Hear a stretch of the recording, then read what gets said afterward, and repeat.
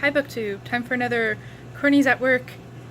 Has a bit of a lull in customers. Friday reads. I've got you propped up on some cigarette cartons. Don't smoke. It's expensive and it's bad for your health.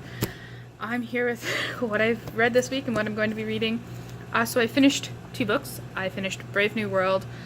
Very quickly, it was a lot more racist than I remember it being. I think I'm more of a discerning reader in that matter now. I'm looking in case there's customers coming so I can pause. That's what I'm doing, looking over you guys. But I still really enjoy the philosophy. I think it's very important that you can both like a book and be critical of it at the same time. I don't have it with me here. It is covered in flags, I think, like every other page. I was posting notes, and I'm really looking forward to going through and really like annotating it and getting my hands on it. I also finished Small Gods, and it's got to be my favorite Discworld novel. Just Terry Pratchett's way with characters is just, he can make them both, really touching and then really like stupid and silly at the same time, and the ending was just, it was I almost cried happy tears. It was beautiful. It was the most beautiful ending. So what am I reading now? I'm reading A Canticle for Leibowitz by Walter M. Miller Jr. This was written in 1959.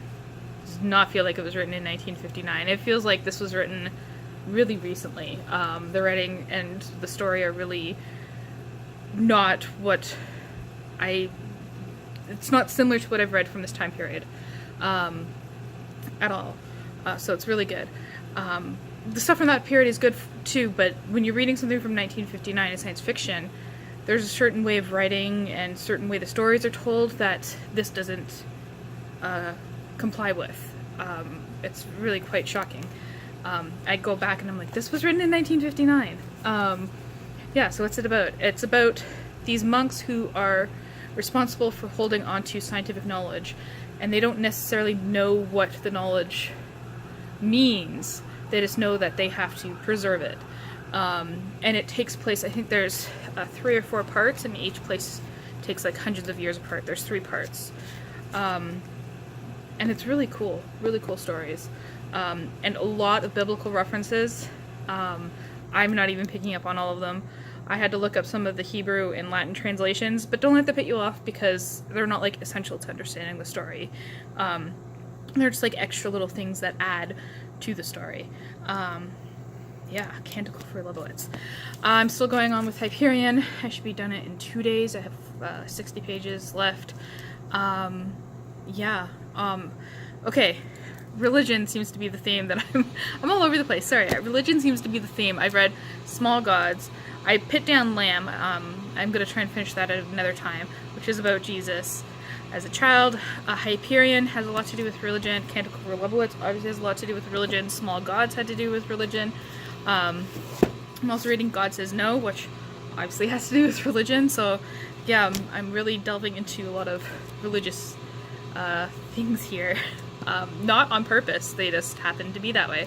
So this is really cool. I'm really looking forward to the end, and whether the big things happen, and I can't spoil it because it's a sequel, and these things don't get revealed until way later into the book, but by golly, I would like to spend some time in the brain of Dan Simmons and how he came up with all of this stuff.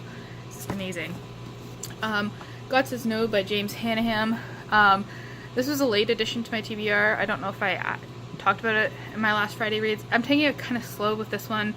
It's a contemporary, and it's not really my thing, but I'm interested in the story and what it has to say about religion and sexuality and all that. I'm interested to see what conclusions the main character comes up with.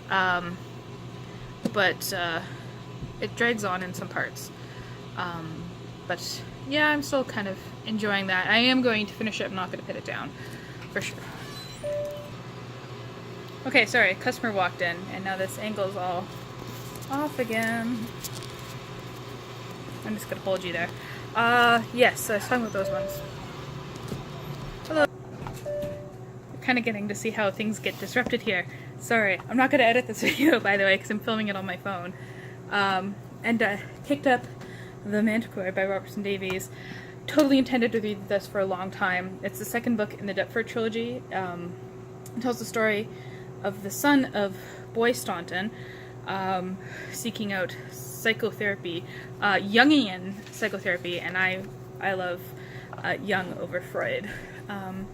So yeah, that's what I'm reading. I've been talking and being interrupted for long enough. Yeah, that's it.